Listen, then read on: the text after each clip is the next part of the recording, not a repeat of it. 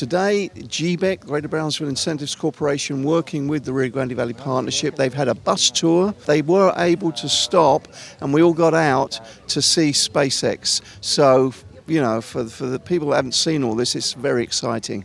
Oh, absolutely. I think these type of events are very important for people that are interested in learning more about what's happening in Brownsville, especially from a business perspective, potential investors, people that are connected to the investment community. But it really helps tell the story of what's happening here because it's just another way to really market the city. Trying to attract potential investors, land developers, realtors, and so that was quite an audience that you've got here today in Brownsville. No, absolutely. Brownsville's only about 50% built out, in terms of our city limits. So I think there's a lot of opportunity here. We are the #1 city for growth, for job growth in the state of Texas. So I think it speaks volumes on what's happening here and what our potential is. Apparently right now SpaceX builds a rocket every 6 months, but within 5 years they want to build one every 2 days. You can imagine the supply chain that they're going to need to be close to their manufacturing facilities. So I think that presents a real opportunity for us here in Brownsville to attract that supplier base. What's your pitch to when people ask what's the attraction of Brownsville? What do you have to offer? I just think we have all the assets it takes to be a major player in terms of manufacturing, in terms of investment in the region, but also in the state of Texas. I think you see that message from our governor, you see it from our state leaders that the Valley is the future of Texas. So I think we are the center of that potential, that future growth.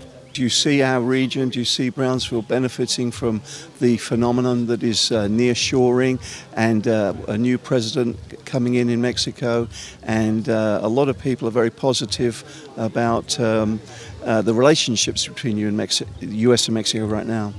I think that's a tremendous opportunity for our region. I don't think it's been realized to date. I think there's a lot of things we have to work on as a region to improve, to make sure that we're able to attract that investment specifically to the northern Mexican part of our area.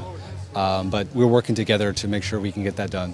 You've been in the news recently because of a particular guest column or op-ed that you wrote, and a lot of leaders in the Valley followed you with that and are working very hard to get a change, sort of a judicial change, on a ruling that potentially really impacts the LNG project at the Port of Brownsville. Absolutely. I think the ruling that came down from the appeals court really sent a chill down the investment community, not only in the Valley but also at the state and national level, just to say, hey, environmental groups can stop projects that have already been permitted, right? And what does that do to the faith in our economy, in these large-scale infrastructure projects, right?